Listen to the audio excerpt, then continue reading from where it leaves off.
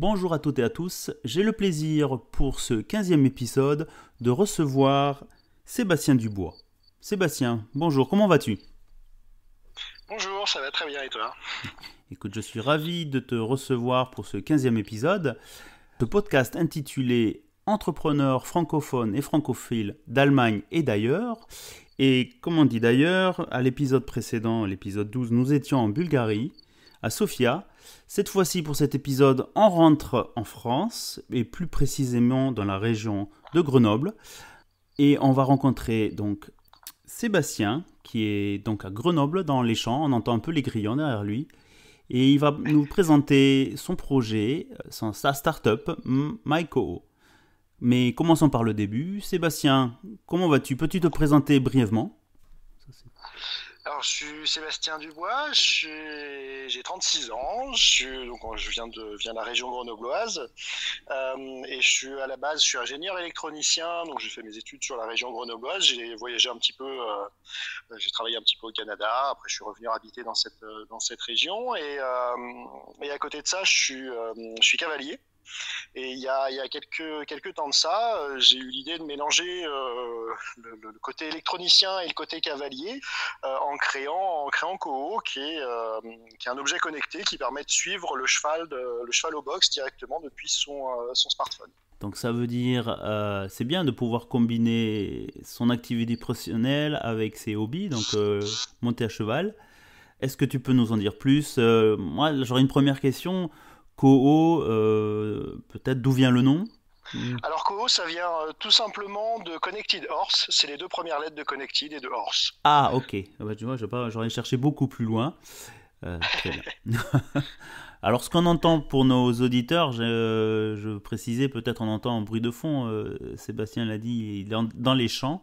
On entend un peu les grillons, donc c'est bien, ça nous apporte un peu de nature à nos amis comme moi, on va dire, enfermés en home office. Donc voilà. Mais revenons sur le produit boîte connectée, le mélange de la technologie. Est-ce que tu peux nous en dire un petit peu plus? Donc en fait, l'idée, c'est d'avoir un boîtier connecté qui va intégrer une caméra intelligente dedans, qui va se placer dans le box du cheval. Et ça va être relié à une application smartphone qu'a le propriétaire du cheval sur son téléphone et qui va lui permettre de suivre la sécurité, le bien-être et la santé du cheval, de son cheval. Donc on va marcher avec différents capteurs, des capteurs d'environnement, donc la température du box, les ouvertures et fermetures de portes pour tout ce qui est aspect sécurité. Mhm. Et on va aussi avoir un traitement avec de l'intelligence artificielle où on va venir analyser, prenant une photo toutes les 30 secondes, la posture du cheval. Est-ce que le cheval il est debout? Est-ce qu'il est couché? Alors les chevaux se couchent de deux manières, donc couché latéral, couché ventral. Est-ce que le cheval est couvert? Est-ce qu'il y a un humain dans le box à ce moment-là? Pour pouvoir générer ce qu'on appelle un budget temps, qui est en fait la répartition de l'activité du cheval dans son box, Mhm. et ça de manière sous forme de camembert ou de manière chronologique. Et ça va nous permettre vraiment de comprendre ce qui se passe dans le box, donc tous les aspects bien-être. Et on rajoute par-dessus des alertes, typiquement sur des comportements qui sont connus à risque, donc un cheval couché trop longtemps, un cheval qui va alterner des levées et des couchés, qui Mhm. sont des comportements typiques de chevaux qui ont des problèmes de santé, pour pouvoir être prévenu au plus tôt sur son smartphone en recevant une alerte ou une notification si on a un cheval qui a ce genre de souci-là. D'accord, donc ça veut dire aussi, l'idée t'est venue, ça fait combien de temps que l'idée est en gestation, si on peut dire Ben moi, j'ai créé la société en 2018. Après, on a fait toute une partie de R&D où il a fallu on a collecté aujourd'hui, on a quasiment 1 million d'images de chevaux dans des box qui nous ont permis d'entraîner après notre algorithme d'intelligence artificielle à reconnaître ce que c'était qu'un cheval, sa position, Mhm. et pouvoir après générer ces données-là et les alertes. Sachant qu'à côté de ça, on a aussi possibilité de tout simplement de voir son cheval avec des demandes de photos, de vidéos, Mhm. pouvoir confirmer si jamais on ressent un souci. On génère aussi un time-lapse. Donc on vient prendre une photo toutes les minutes, on monte ça en un petit film Mhm. qu'on rend disponible à différents moments de la journée pour avoir un résumé de la vie de son cheval au box, Mhm. de ce qui s'est passé pendant la nuit, de ce qui s'est passé pendant la matinée, l'après-midi et la soirée. Donc depuis 2018, la phase de développement, quel est le public visé par ce genre de boîtier? Alors nous, on vise un public assez large en fait, qui correspond aux propriétaires de chevaux de chevaux de sport. Mais néanmoins, on a aussi un public un petit peu plus atypique parce que par exemple, on a l'IFCE, qui est l'Institut français du cheval et équitation, qui nous a acheté des boîtiers pour faire ses études sur le comportement du cheval au cadre noir à Saumur. On a des centres de recherche, on a l'INRA aussi qui nous a pris des boîtiers. Et après en termes de public, en fait, on va du propriétaire lambda de cheval comme toi et moi, on serait propriétaire de chevaux, à des cavaliers olympiques qui s'en servent pour suivre leurs chevaux pendant les compétitions et à la maison aussi. On a Kevin Stott qui a un boîtier par exemple, donc qui s'en servent dans leur vie de tous les jours. Et donc depuis 2018, vous avez déjà fait un certain parcours. On en est à quel stade de développement actuellement ? Donc depuis 2018, on a passé un peu plus de 2 ans, 2 ans environ à développer la solution. On commercialise réellement depuis la fin de l'année dernière, après toutes les péripéties du Covid. On est d'accord. Et on a aujourd'hui une centaine de boîtiers dans la nature, avec des boîtiers à la fois en France, mais aussi déjà en Belgique et en Suisse, avec des premiers clients qui nous les ont pris dans ces pays-là. Ah, très bien, donc ça me fait venir un peu développement à l'international, un sujet qu'on avait discuté un peu avant de faire cet enregistrement, si je me rappelle, le marché de l'Allemagne, puisque quand même l'Allemagne est un gros marché pour la France. Donc le développement, l'internationalisation, grossissement de la société, les financements, c'en est où ? Tu peux nous en dire un mot ? Alors effectivement, là, l'objectif, c'est de se développer rapidement à l'international. Alors, en fait, aujourd'hui, les boîtiers fonctionnent déjà à l'étranger, vu que dans nos offres auprès de nos clients, on intègre la partie 4G, donc la partie connectivité, et les boîtiers sont aussi compatibles avec les différents pays. Donc les boîtiers fonctionnent déjà aujourd'hui dans toute l'Europe. D'accord. Et là, l'objectif, c'est d'accélérer commercialement, et pour ça, on est en train de lever des fonds pour pouvoir grandir plus rapidement. D'accord. Donc là, vous en êtes les premiers rounds de financement, enfin, je ne sais plus comment on appelle cela, pour nos amis investisseurs. J'imagine que tu peux envoyer un message. C'est ça, on cherche effectivement, on est dans les rounds qu'on appelle seed en général, okay. Donc les tout premiers rounds de financement. Nous, l'idée, c'est de faire rentrer dans la société potentiellement des privés qui auraient une passion pour le cheval et ou pour les nouvelles technologies. On a déjà des personnes qui sont intéressées et qui répondent ce genre de critères. Et on est actuellement ouvert sur des nouvelles entrées là d'ici cet été. Oui. D'accord, donc d'ici fin juin, donc ça pourrait être intéressant de revenir faire un échange là-dessus dans un an pour vous dire bon, on s'en est où, je pense que c'est une idée, on pourra en discuter. Donc revenons, l'aventure d'entrepreneuriat, création de société en combinant son hobby et son expertise technique. Ça veut dire que pour vous lancer, Maïko, vous avez été accompagné des incubateurs, enfin j'imagine sur la région grenobloise.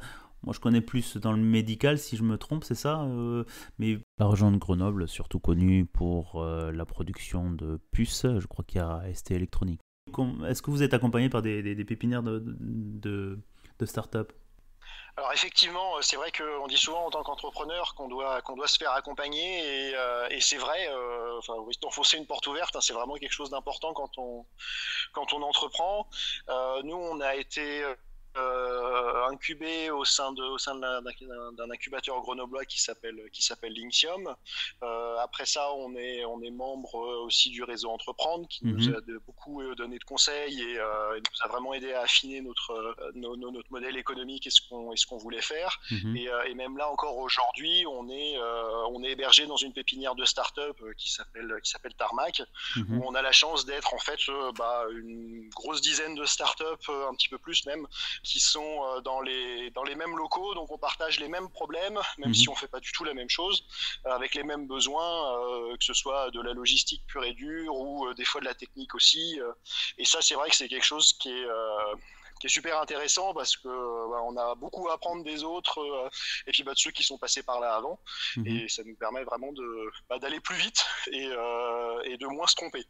Et ça veut dire aussi surtout, je pense que ça a un effet bénéfique, une idée, tu n'es pas tout seul dans ton coin avec ta problématique, et le fait d'avoir un environnement autour de soi bouillonnant, si je peux appeler ça bouillonnant d'idées, ça peut apporter la solution, elle peut venir d'une autre start-up, on va dire, en disant mais tiens tu devrais pourquoi pas faire comme ceci, ou tiens cette idée là, c'est un peu ça aussi, puisque moi je vois beaucoup de gens qui disent ouais je me lance, j'essaie d'accompagner une amie qui voulait se lancer sur son sujet, mais je lui dis mais le premier point c'est de ne pas rester dans son coin avec sa problématique ou ce qu'on veut résoudre, parce qu'en fait on apporte une solution sur une nouvelle technique.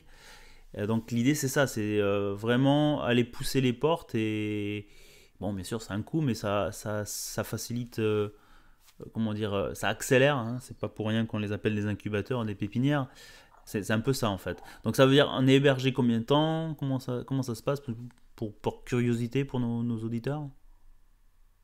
Alors en général, et nous c'est ce qu'on a, c'est des baux précaires où en fait on peut un petit peu rentrer et repartir quand on le veut. Après avec une durée moyenne d'accompagnement, en général c'est 3 ans D'accord. sur les pépinières comme ça, le temps on peut rentrer en n'ayant pas encore créé la structure, en étant juste au stade de projet, donc en tant que particulier en fait, Okay. Et continuer à y rester une fois qu'on a créé la structure juridique, Okay. continuer à se faire accompagner, et effectivement c'est vrai que c'est quelque chose où c'est très intéressant quand on a des problèmes, des idées, des questions. Enfin, typiquement, nous, on utilise pas mal l'impression 3D. Oui. On a fait un peu rentrer ça dans le bâtiment, et en fait, même notre production hein, sur l'impression 3D. Ok. Et du coup, les gens sont venus nous poser des questions, on a donné des idées à d'autres, et ainsi de suite. Enfin voilà, il y a vraiment ce côté-là. Et à côté de ça, quand on avait des soucis sur d'autres choses, on est allé voir nos voisins et puis ils nous ont apporté aussi des solutions.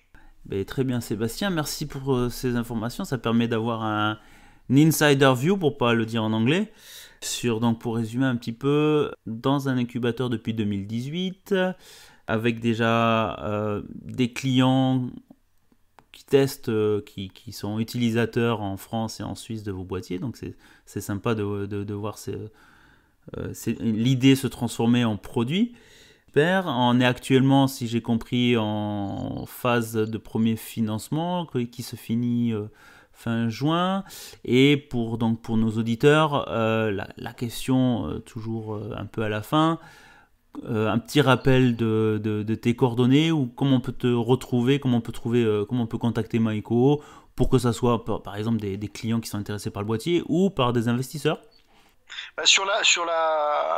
Pour avoir plus d'informations sur ce qu'on propose, tout simplement, on a un site internet www.maiko.fr.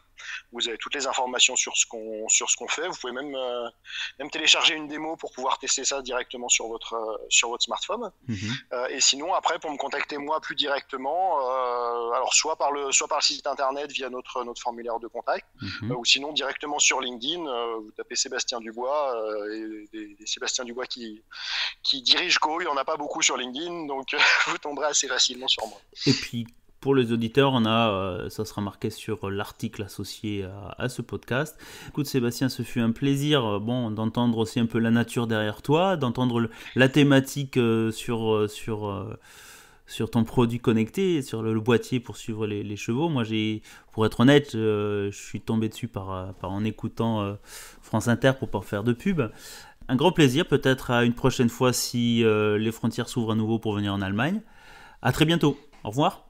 Merci, à bientôt. Au revoir.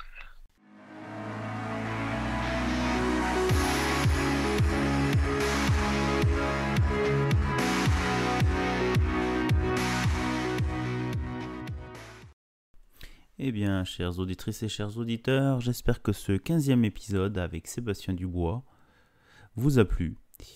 Je vous donne rendez-vous au prochain épisode. Cette fois-ci, nous revenons à Hambourg, dans le nord de l'Allemagne.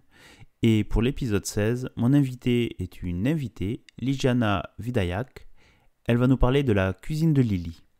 Comme vous l'imaginez, nous allons discuter de cuisine, une de ses passions. et surtout de son activité de gathering et d'événementiel. Je vous dis à mercredi prochain, 18h, pour un nouvel épisode. À bientôt. N'oubliez pas de vous abonner ou de nous écrire si vous souhaitez participer à un épisode.